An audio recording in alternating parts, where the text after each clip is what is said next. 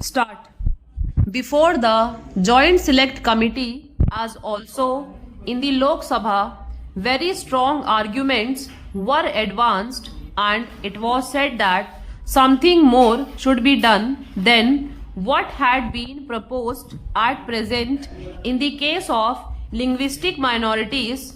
This they wanted done by the insertion of a particular provision in the constitution. It would be clear to honorable members when the constitution 9th amendment bill is taken into consideration. The states reorganization commission have also dealt with this question and have suggested that the minorities should not be allowed to develop a separatist tendency. They should not ask for a state within a state or something else incompatible with their citizenship of that particular state. Still, it is essential, especially where there are linguistic minorities, that some proper safeguards should be evolved. For that purpose, certain provisions have to be included in the constitution. Now, some members of the Joint Select Committee in particular were not happy. They desired that something more should be done, and in particular they were anxious that these safeguards should be statutorily recognized, that is, either they should be placed in the states reorganization bill itself or in the constitution.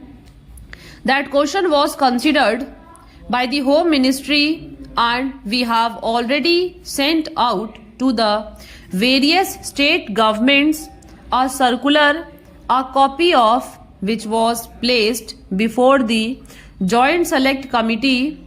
This circular has been published along with the report of the Joint Select Committee. In that, honorable members will find that certain safeguards have been suggested regarding middle or high schools, regarding concessions in respect of administrative matters, etc. It was suggested that the governor ought to have some powers of making inquiries into these matters. The governor also will be making inquiries in the light of the amendment that has been proposed in the Constitution 9th Amendment Bill. It was further contended that it would not be sufficient unless we have got statutory safeguards. So far as these statutory safeguards are concerned, it was considered that it would not be advisable in the interests of the linguistic minorities themselves to have these safeguards. What is most important is that though certain rights have to be safeguarded to the minorities, they have to develop a sense of oneness and harmony with the rest of the population, and the rest of the population also should not believe that these people have got separatist tendencies. If certain statutory safeguards were introduced, it was felt that they would lead rather to the worsening of the good relations between the linguistic minorities and others than to any improvement. Therefore, all that could be done was to send out a circular to the state governments pointing out broadly the main features of such safeguards, with the desire that they should protect or safeguard the interests of the minorities to the extent possible, subject to the reservation that I have already pointed out.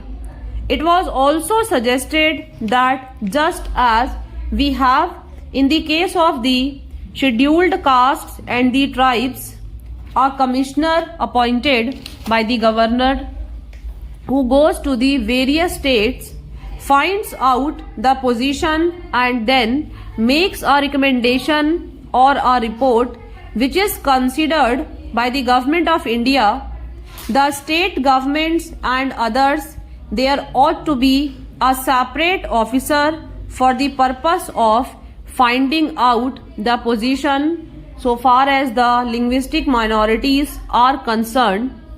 On behalf of government, an assurance was given that this question would be duly considered by the Government of India, and if they find that the appointment of such an officer would be useful to the interests of the linguistic minorities, then such an officer would be appointed. However, I would point out that so far as statutory guarantees are concerned, I would desire that these guarantees should not be insisted upon, because after all, we have to develop a sense of oneness in any state, and every state there are bound to be linguistic minorities, and their attempt ought to be to completely harmonize themselves with the majority community. The majority community has also to be generous so far as the legitimate rights of these people are concerned. So, this process of mental approach towards each other would perhaps be halted or at least adversely affected if such guarantees are given. We would then think more and more of the guarantees and of the enforcement of these guarantees through the courts of law or otherwise. This will result in the relations getting embittered and will be harmful to the ultimate interests of the nation. This is what might be found to a certain extent in the States Reorganization Bill. This question will be considered at a great length when the Constitution 9th Amendment Bill comes before the House for consideration. So far as the services are concerned, some attempts have been made to lay down the general principles. They are only two All India services, namely the IAS and the IPS. There are the only two All India services, and what has been decided is that there would be fresh cadres so far as the new states are concerned, and officers would be transferred from one cadre to another.